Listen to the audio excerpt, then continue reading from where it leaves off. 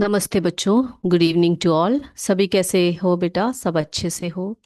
तो जो हमारा प्रीवियस क्लास में हम लोग किसके बारे में पढ़ रहे थे? हम लोग पढ़ रहे थे मैग्नेट्स के बारे में ना। एक्सप्लोरिंग मैग्नेट्स के बारे में हम लोग बात कर रहे थे, है ना। तो मैग्नेट्स को किस तरह से हमने एक्सप्लोर किया, मैग्नेट्स कितने प्रकार के हैं, मैग्नेट्स की प्रॉपर्टीज क्या हैं, ये सब हमने पिछले क्लास में आपसे बात कर ली थी। ओके। तो आज हम चैप्टर 5 यानी कि measurement of length and motion के बारे में बात करेंगे। तो ये जो चैप्टर है ये बहुत ही इंपॉर्टेंट चैप्टर है और इसमें से ज़्यादातर जो है आपके एग्जाम्स में एक या दो तीन क्वेश्चन ज़रूर पूछते हैं। ठीक है। तो आज हम इसी चैप्टर को रिवाइज करने वाले हैं। तो सभी रेडी हो जाइए बेटा, सब तैयार हो जाइए इस चैप्टर को सीखने के लिए, इसको रिवाइज करने के लिए। और आपको इसमें कोई भी डाउट आता है तो आप ज़रूर कमेंट बॉक्स पे आप जो है अपना क्वेश्चन जो है आप हमें भेज सकते हैं। ठीक है। चलिए। तो हम लोग जब मेजरमेंट की बात करते हैं तो वहाँ पर बहुत ही इम्पोर्टेंटली आता है एसआई यूनिट्स, है ना। एसआई यूनिट्स यानी the international system of units, है कि नहीं। International units of system of units आता है। तो आपको पता है, जैसे हम लोगों ने सीख रखा है कि several systems of units evolve with time in different parts of the world. ठीक है। दुनिया के अलग अलग भागों में कई कई तरह के जो है सिस्टम्स जो है फॉलो किया करते थे लोग। तो उसमें से जब when people started traveling from one place to another, it created a lot of confusion. तो पहले क्या होता था कि मेजरमेंट का जो तरीका था या मेजरमेंट का जो यूनिट्स हुआ करता था वो हर तरफ यानी कि हर एक जगह पर अपना अलग अलग रहता था। किसी जगह पर उसको कुछ और नाम से जानते थे, किसी जगह पर उसको कुछ और बोलते थे। और उसके जो मेजरमेंट का जो तरीका था वो डिफरेंट था, है ना। But when people started travelling from one place to another, जब लोगों ने एक जगह से दूसरी जगह पर यात्राएं करना शुरू किया तो लोगों में बहुत ज्यादा कंफ्यूजन हुआ, है ना। क्या कंफ्यूजन हुआ कि यहाँ पर जो मेजरमेंट का तरीका है वो जो लोग जिस जगह से आए हैं वहां पर वो मेजरमेंट का तरीका है ही नहीं। तो उनके बीच में क्या हुआ, उनके बीच में उनके दिमाग में काफी ज्यादा जो है कंफ्यूजन्स रहे। And this led to different countries coming together and adopting a set of standard units of measurement। तो इससे क्या हुआ कि बहुत सारे कंट्रीज जो है एक साथ आए, उन्होंने क्या किया, सभी ने एक फैसला किया, बहुत सारे डिस्कशंस हुए। उसके बाद उन्होंने क्या किया, एक स्टैंडर्ड यूनिट ऑफ मेजरमेंट के सेट को सभी लोगों ने फॉलो करना शुरू किया, या हम कह सकते हैं उन लोगों ने उसको अडॉप्ट किया, है ना। अडॉप्ट करना का मतलब है उसको फॉलो करना करना शुरू कर दिया। ओके बेटा, तो इस सिस्टम को the system of units now used is known as the international system of units. तो इसी को हम क्या कहते हैं बेटा? इंटरनेशनल सिस्टम ऑफ यूनिट्स के नाम से जानते हैं। इंटरनेशनल सिस्टम ऑफ यूनिट्स का मतलब क्या है कि यानी कि आप हर जगह उस पर्टिकुलर यूनिट का ही यूज करोगे, उसको उसी नाम से आप जानोगे, है ना। जैसे कि किलोमीटर्स हो गए, मीटर्स हो गए, या फिर हम कह सकते हैं जैसे कि एमस्ट्रॉन्ग हो गया, सेंटीमीटर्स हो गए। तो इस तरह से कुछ यूनिट्स आए और ये जो यूनिट्स है इसको इंटरनेशनली एक्सेप्ट किया गया, यानी कि सारी दुनिया के लोगों ने इसको एक्सेप्ट किया। And the system of units now used as known as the international system of units, और उसको हम कहते हैं SI units. Am I clear? ये क्लियर हो गया सभी बच्चों को? किसी को कोई डाउट नहीं है? तो एसआई यूनिट ऑफ जो है स्टैंडर्ड यूनिट जो है उसे क्या कह उसको हम किस तरह से डिफाइन करते हैं। ओके। चलिए अब अगला है स्केल के बारे में बात करते हैं, है ना। तो स्केल क्या है बच्चों? उसको जो है एक पहला हम लेते हैं एक मीटर स्केल को, ठीक है। तो आप सभी ने जो है मीटर स्केल देखे हैं, हमने सीख रखा है कि मीटर स्केल में कैसे यूनिट्स होते हैं, क्या होते हैं। सेंटीमीटर स्केल के बारे में भी आप जानते हैं, है ना। सेंटीमीटर स्केल में जो है किस तरह से जो है यूनिट्स दिए रहते हैं, वो सेंटीमीटर्स के तौर पर दिए रहते हैं। इंच टेप के बारे में भी आपको पता है ना। इंच टेप जो हम लोग क्या करते हैं, ज्यादातर जब हम लोग टेलर्स वगैरह के पास जाते हैं तो वो हमारे कपड़े वगैरह को जो नापते हैं, मेजर करते हैं, वो किससे मेजर करते हैं बेटा? इंच टेप से करते हैं, है ना। ये उनके उनके पास एक मेजरिंग टेप रहता है। अब देखो मीटर स्केल में क्या रहता है, देखो थोड़ी सी ज्यादा जगह वाली जो एरिया है उसको मेजर करने के लिए हम किसका यूज करते हैं? मीटर स्केल का यूज करते हैं। जैसे कि हम एक कमरा है, एक रूम है ना। उस रूम को अगर हम नापते हैं, मेजर करते हैं, तो हम उसको सेंटीमीटर में या मिलीमीटर में नहीं करते हैं, हम उसको मीटर स्केल में नापने का प्रयास करते हैं, है ना। उसको हम किलोमीटर्स करके भी नहीं बोल सकते, है ना। तो मीटर स्केल का यूज वहां पर आता है। उसके बाद सेंटीमीटर स्केल, देखिए आपके पास जो स्केल्स रहती है वो सेंटीमीटर स्केल्स है ना, जो रूलर आपके पास रहता है। तो उसको जैसे कि आपने एक पेन है या एक पेंसिल है आपके हाथ में, तो उसको हम मेजर करते हैं, हम बोलते हैं कि ये इतना सेंटीमीटर का है, ये जो पेपर है ये इतने सेंटीमीटर का है ना। तो इस तरह से कुछ मेजरमेंट्स हम सेंटीमीटर स्केल से भी नापते हैं। और इंच टेप के बारे में मैंने आपको बता दिया कि थोड़े से लंबे टाइप के, थोड़े से बड़े टाइप के जो कपड़े या पेपर्स वगैरह जो होते हैं, उनको हम इंच टेप की सहायता से क्या करते हैं? नापते हैं या मापते हैं। ओके। अब बेटा हम बात करते हैं किसकी? Measuring using body parts. ठीक है, measuring units using body parts. Okay. तो पहले क्या हुआ करता था, जब एसआई यूनिट सबके आने से पहले, है ना, यानी कि स्टैंडर्ड यूनिट ऑफ टाइम के, स्टैंडर्ड यूनिट्स के आने से पहले क्या किया करते थे लोग? कुछ ऐसे मेजरमेंट के तरीके थे, ठीक है। इवन इन जो इंडिया में भी, एंशियंट इंडिया में भी बहुत ऐसे तरीके थे जिनसे किसी चीजों को हम मापते थे। अब देखो यहाँ पर कुछ ऐसे मेजरमेंट्स दिए गए हैं, जैसे कि हैंड स्पैन, ये देखो स्ट्राइड, फुट लेंथ। ठीक है, तो इनको हम कहते हैं मेजरिंग यूजिंग बॉडी पार्ट्स। तो बॉडी पार्ट्स का यूज करके, हाथों का उपयोग करके, पैरों का उपयोग करके, आपकी उंगलियों का यूज करते हुए, इन सभी से जो मेजरमेंट किया करते थे कोई भी चीज का, किसी जगह का या किसी कमरे का, उसको हम बोलते हैं मेजरिंग यूजिंग बॉडी पार्ट्स। और इनको हम कभी भी स्टैंडर्ड यूनिट्स नहीं बोलते हैं। ठीक है, इन्हें हम क्या नहीं बोलते हैं बेटा? इनको हम एसआई यूनिट्स नहीं बोलते हैं। ये इंटरनेशनली एक्सेप्टेड यूनिट्स नहीं है ना। तो ये कौन कौन से हैं? बताइए कौन कौन से हैं? हाँ बिल्कुल सही। एक तो आर्म लेंथ है ना, फिर फुट लेंथ, स्ट्राइड और हैंड स्पैन। और ये एक एक करके आपको पता है ये क्या क्या चीजें हैं, है ना। ये क्या है बेटा? बताइए आप लोग, बताइए। हम लोग सीख चुके हैं। हैंड स्पैन क्या है बताइए? हैंड स्पैन क्या है? The distance from the tip of the thumb to the tip of the little finger when hand is fully stretched. ठीक है, उसे हम क्या कहते हैं बेटा? उसको हम हैंड स्पैन कहते हैं। तो पहले के लोग क्या किया करते थे? इसी हैंड स्पैन की सहायता से किसी स्ट्रिंग को नाप दिया, या फिर किसी छोटे से कपड़े को नाप दिया, या फिर किसी एक चीज को, एक ऑब्जेक्ट है उसको नाप दिया।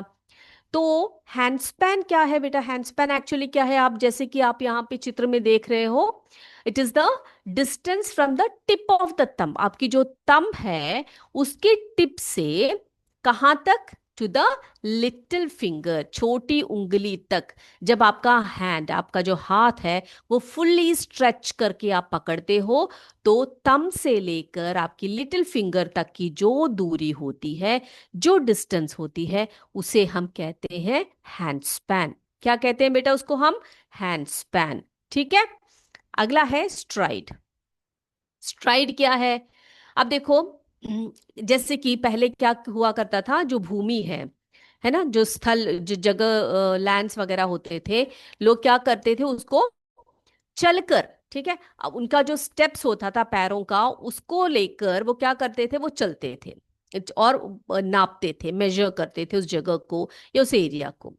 तो farmers sometimes use their steps और stride to measure the land. ठीक है, फार्मर्स ज्यादातर उनके पास ही जमीन वगैरह रहती थी, तो वो लोग क्या करते थे, अपने स्टेप से, देखो इस तरह से एक कदम यहाँ दूसरा कदम आगे, इस तरह से स्ट्राइड्स की हेल्प से, उनके स्टेप्स या स्ट्राइड्स की सहायता से वो क्या करते थे, लैंड वगैरह को मेजर किया करते थे। तो ये भी क्लियर हो गया सभी बच्चों को? ठीक है। अगला है फुट लेंथ। ओके, अब ये फुट लेंथ क्या है, बिल्कुल आसान है, क्या है, the length of a person foot, है ना, एक व्यक्ति के फुट का जो लेंथ है। It can also use to measure things, तो इसको भी जो है पहले क्या किया करते थे लोग, फुट लेंथ की सहायता से भी मेजर किया करते थे।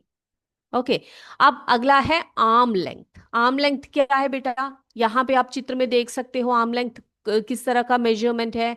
It is the distance from the shoulder, ठीक है, the distance from the shoulder to the tip of the middle finger. आपका जो मिडिल फिंगर है वहां तक की जो दूरी है, शोल्डर से लेकर आपकी जो मिडिल फिंगर तक की जो दूरी है, उसे हम कहते हैं arm length. So these were some of the measuring, measuring जो है तरीके थे लोगों के, जिससे कि वे अपने जगहों को या वे चीजों को मेजर किया करते थे। ओके, इसमें से कौन कौन से हैं, hand span, it is the distance from the tip of the thumb to the tip of the little finger when hand is fully stretch. Stride क्या है, यूज ऑफ फुट स्टेप्स और स्ट्राइड टू मेजर। और foot length क्या है बेटा, the length of a person foot can also be use to measure things. And then the arm length क्या है, the distance from the shoulder to the tip of the middle finger. अब ये सभी तरीके पहले लोग यूज किया करते थे, लेकिन आप मुझे बताइए, हमने सीखा है कि इन सभी जो मेथड्स है, ये सभी जो नॉन स्टैंडर्ड मेजरिंग मेथड्स है, इन इनके क्या ड्रॉबैक्स हुआ करते होंगे, क्या सीखा है हमने? बिल्कुल सही है ना, हर इंसान के, हर पर्सन की जो फुट लेंथ होती है, या फिर आप बोलिए उनका जो स्ट्राइड होता है, वो कैसा रहता है, वो अलग अलग रहता है ना। हैंड स्पैन देखिए, किसी के हाथ बड़े होंगे, किसी के हाथ छोटे होंगे, तो जिनका हाथ छोटा होगा उनका डिस्टेंस अलग होगा, जिनके हाथ बड़े होंगे उनका जो हैंड स्पैन का जो मेजरमेंट होगा वो अलग रहेगा। स्ट्राइड भी ऐसे ही रहेगा, फुट लेंथ भी देखो, अलग अलग लोगों के अलग अलग लंबाई होती है पैरों की, है ना, फुट की। तो कई लोगों की काफी लंबी होती है, कई लोगों की छोटी होती है, तो मेजरमेंट में डिफरेंस आ गया, वेरिएशन आ गया।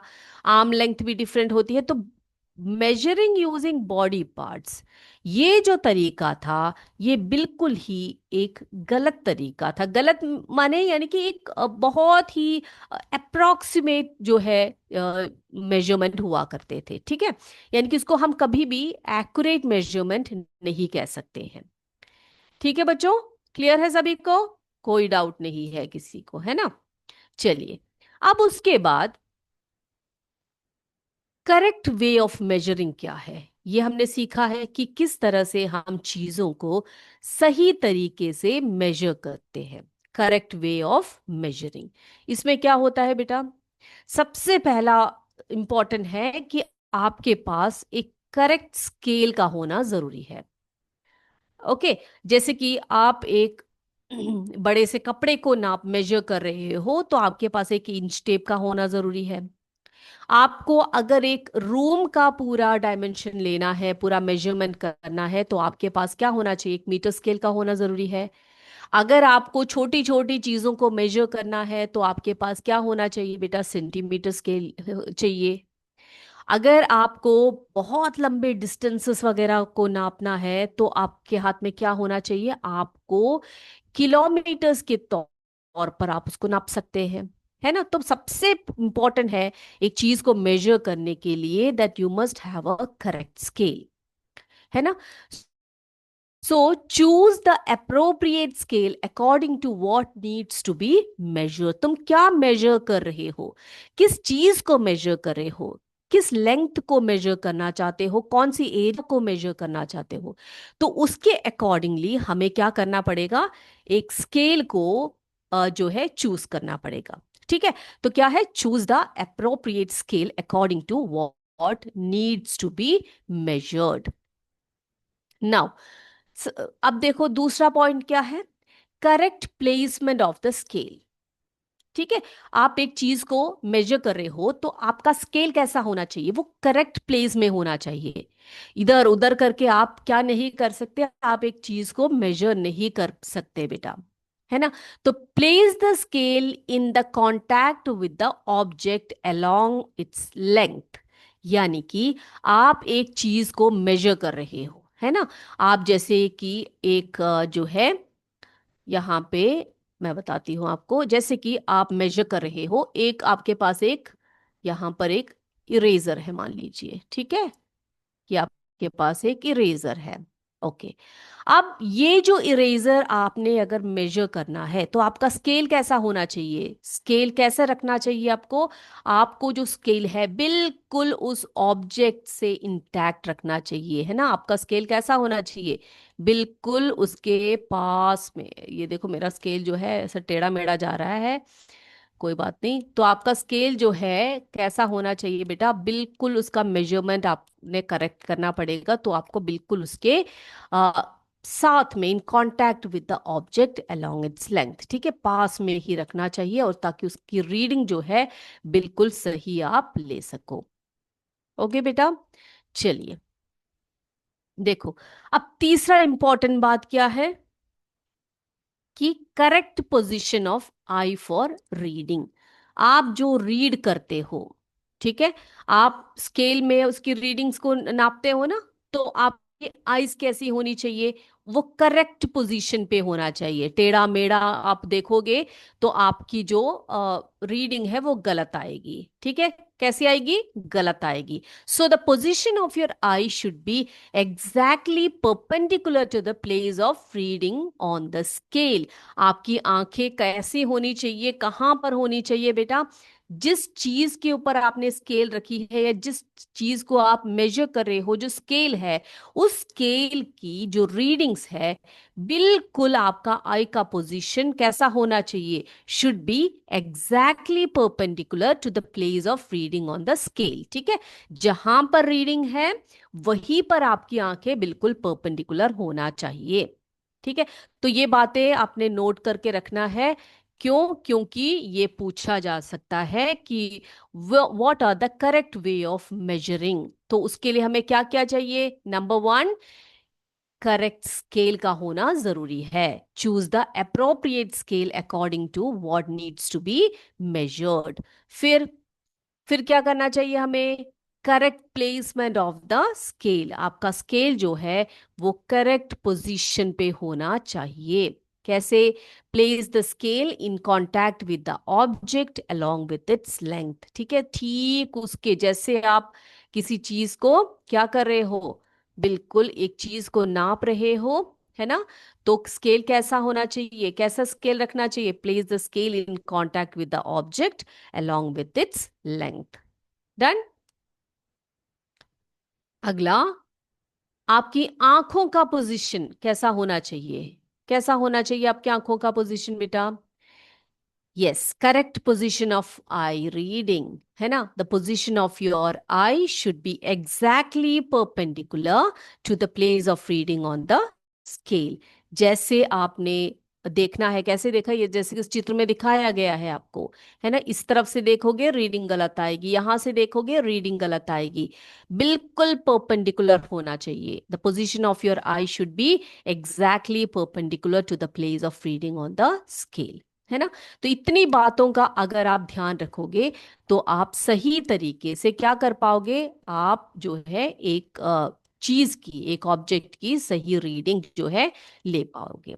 और एक इंपॉर्टेंट चीज है इसमें कि measuring the length of a curved surface. ठीक है, measuring the length of curved lines. Curved line है आपके पास, एक थ्रेड है, उसको आपने मेजर करना है। कैसे करोगे बेटा आप, हमने एक बार करके भी दिखाया था आपको। In the case of curved line, measurements can be made with the help of a flexible measuring tape or by using a thread, है ना। कैसे, क्या करोगे, the thread can then be straightened and its length can measured by using a scale. उस thread को आप क्या करोगे, पहले लंबा खींचोगे, उसके बाद फिर उसके ऊपर एक स्केल रखोगे, या स्केल की सहायता से आप क्या करोगे बेटा, आप उसका करेक्ट मेजरमेंट ले पाओगे, है ना। तो आपने देखा किस तरह से हमें मेजरमेंट, एक चीज की मेजरमेंट करनी है तो कैसे, क्या क्या चीजों की हमें ध्यान रखना चाहिए। Measuring the length of curved lines कैसा करना चाहिए, in the case of curved lines measurements can be made with the help of a flexible measuring tape or by using a thread, है ना, जैसे कि आपको बताया था।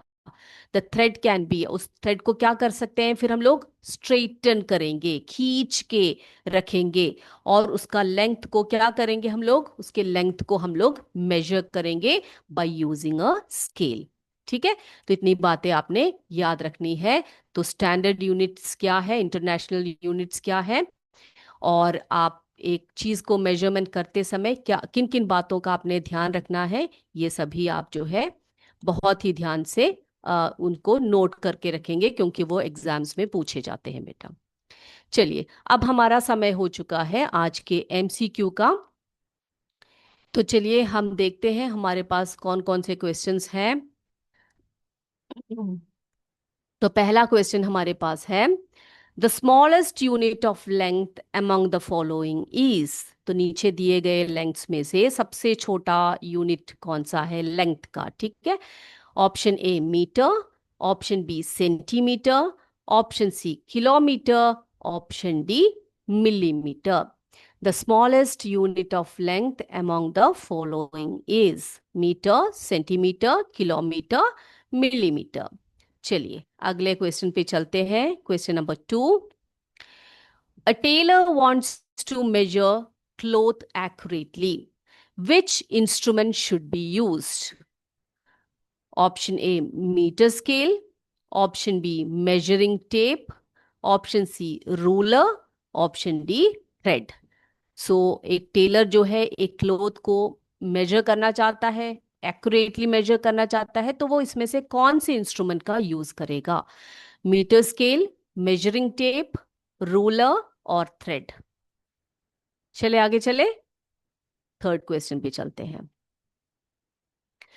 SI unit of length is, SI unit of length is, option A centimeter, option B kilometer, option C meter, option D millimeter.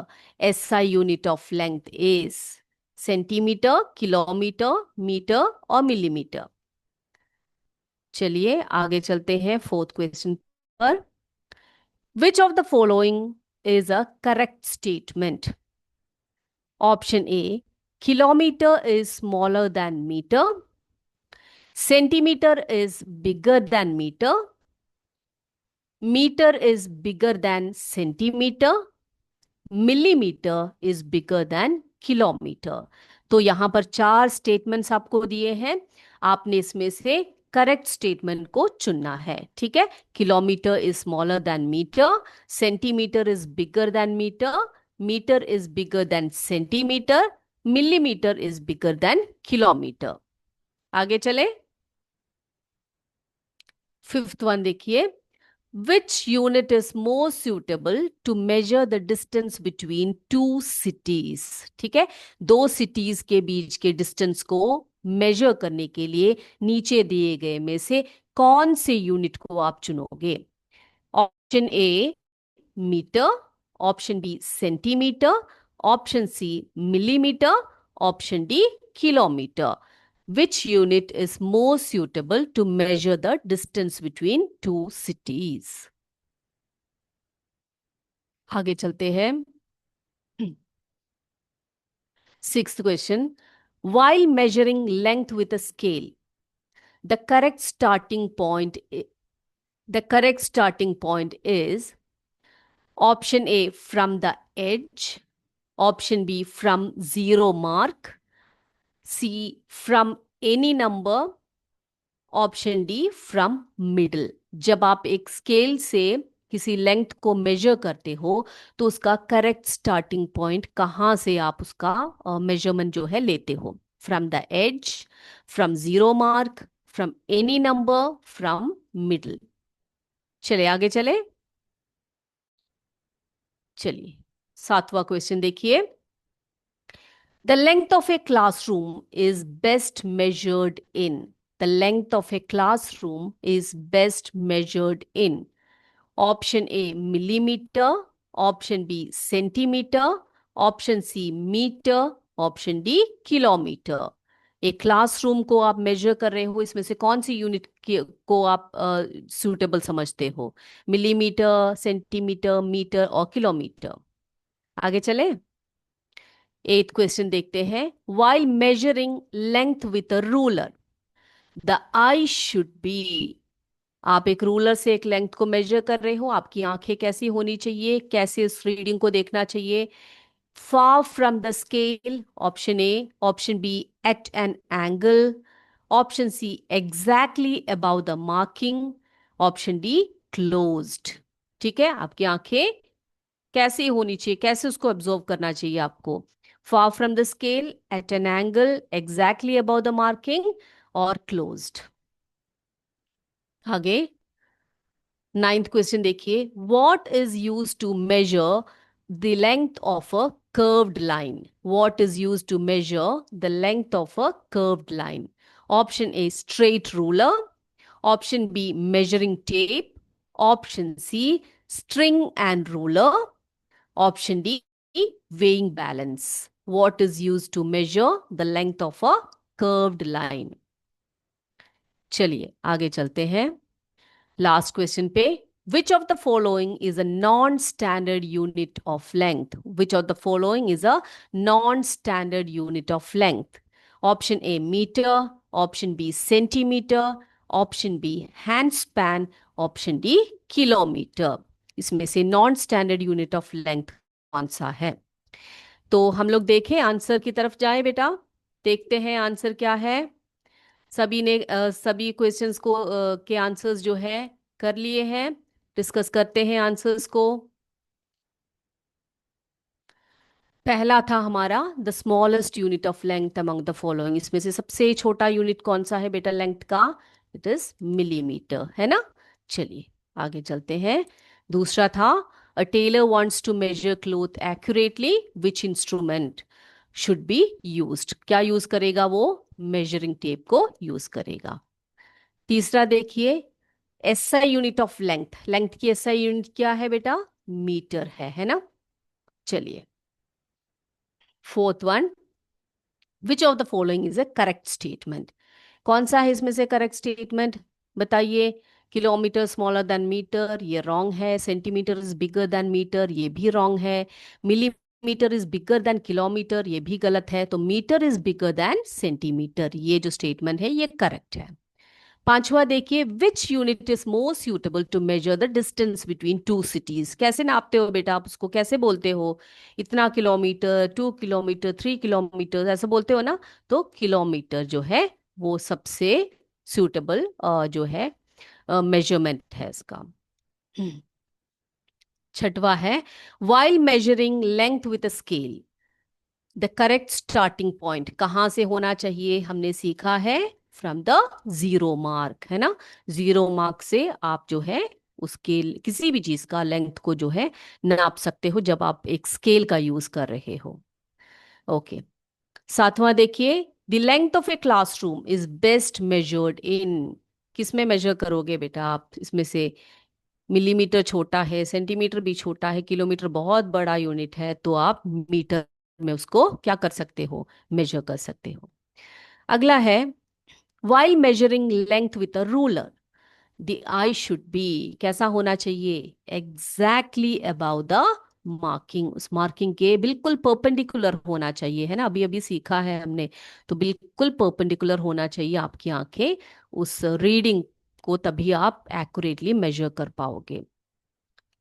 चलिए ninth one देखिए, what is use to measure the length of a curved line? Curved line को हम कैसे major करते हैं बेटा? एक string और एक रूलर की सहायता से। So with the help of a string and a ruler we can measure the length of a curved line. Okay. चलिए अब लास्ट क्वेश्चन देख लेते हैं हम लोग। Which of the following is a non standard unit of length? तो इसमें से मीटर, सेंटीमीटर, किलोमीटर, ये सभी स्टैंडर्ड यूनिट्स हैं। इसमें से जो हैंड स्पैन है ये non standard unit of length है। तो आई होप सभी बच्चों ने आंसर्स जो है करेक्टली कर लिए हैं। तो अभी आज के लिए बस इतना ही। अगले क्लास में आपसे फिर मिलेंगे। तब तक जय विद्या शक्ति, जय हिंद, जय भारत। धन्यवाद।